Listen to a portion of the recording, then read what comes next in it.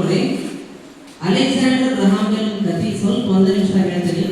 ಇವತ್ತು ನಾವು ನೀವೆಲ್ಲ ಎಲ್ಲೇ ಇರಲಿ ಹಲವತ್ತಿನ ಮೇಂತಿ ಮಕ್ಕಳು ಎಲ್ಲ ಜೊತೆ ಮಾತಾಡ್ತೀವಿ. ಆದ್ರೆ ಆ ಅಲೆಕ್ಸಾಂಡರ್ ಗ್ರಹಾಂ ಬೆಲ್ ಸ್ವಂತ ತನ್ನ ಹೆಂಡತಿ, ಸ್ವಂತ ತನ್ನ ತಾಯಿಯವ್ರನ್ನೇ ಮಾತಾಡಕ್ ಆಗಲಿಲ್ಲ. ಅರ್ಥ ಮಾಡ್ಕೊಂಡು, ಯಾಕಂದ್ರೆ ಅವ್ರ ಹೆಂಡತಿ ಮತ್ತು ಅವ್ರ ತಾಯಿಗೆ ಕಿವಿನೂ ಇಲ್ಲ, ಬಾಯಿನೂ ಇಲ್ಲ. ಅರ್ಥ ಮಾಡಿ, ಅವ್ರಿಗೊಂದು ತೊಲೆ ಚಪ್ಪ. ಅವ್ರು ಇವತ್ತ ಏನ್ ಮಾಡಿದ್ರು, ಅವ್ರು ನನಗ ಯೂಸ್ ಆಗೋದನ್ನ ಏನ್ ಮಂದಿ ಸಲುವಾಗಿ ನಾನು ಯೂಸ್ ಯಾಕೆ ಮಾಡಿರ್ಲಿ ಅಂತ ಅಭಿಲಲ್ಲ, ಜಗತ್ತಿಗೆ ಕೊಟ್ಟು ಹೋಗ್ಬಿಟ್ಟ.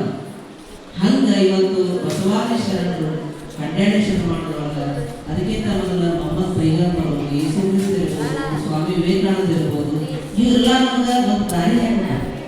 ಆ ದಾರಿ ಒಳಗೆ ನಾವು ಸಹ ನಮ್ಗೆ ನಾವು ಅವರ ಜಗತ್ತಿನ ಒಳಗೆ ಆಗ್ತಿಲ್ಲೋ ಅದು ಅಟ್ಲೀಸ್ಟ್ ನಮ್ಮ ಓಣಿ ಒಳಗೆ ನಮ್ಮ ಈಗ ಆ ಕಡೆ ನಮ್ಮ ಯಾರು ಹೋಗಿ ಮಾತಾಡ್ತಾರಪ್ಪ ಅಂತಂದ್ರೆ ಲಕ್ಷ್ಮಣಪ್ಪ ಹೋಗಿ ಆ ಕಡೆ ಮಾತಾಡ್ಬೇಕು. ಅವ್ರು ಮಾತಾಡೋದು ಎಲ್ಲರೂ ಕೇಳಬೇಕಂತ ಹೇಳಿ ನಾನು ವಿನಂತಿಸ್ಕೊಳ್ತೇನೆ.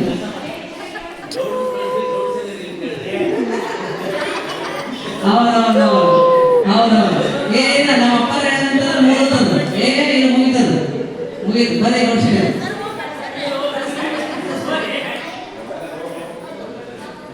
ಓಕೆ,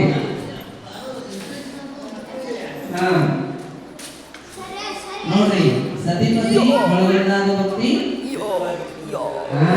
ಹೋಗ್ತೀವಿ. ಯಾವಾಗ ಬರ್ತೀರಿ ಅಪ್ಪನ? ನಾವ್ ಅಲ್ಲ ಬಾಳೆಹಣ್ಣಿನ ಧಾರಣೆ ಎಷ್ಟದ್ರಿ?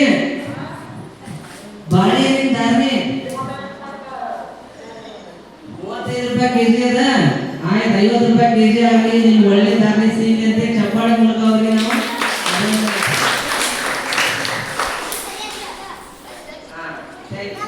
ಅಪ್ಪಿ ಅದನ್ನು ಬೆಳಕಾಸ್ಕೊಂಡು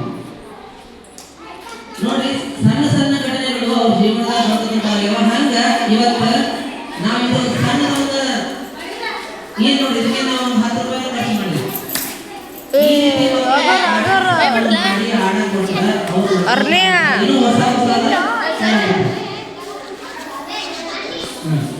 ಹಂಗ ಸುತ್ತ ಮಾಡದನ ಅಪ್ಪಿ ಮಸ್ಕಿ ಈಗ ಅದು ನೋಡು, ಅದು ಬಿಡು, ಸುಮ್ಮನೆ ಬಿಡು.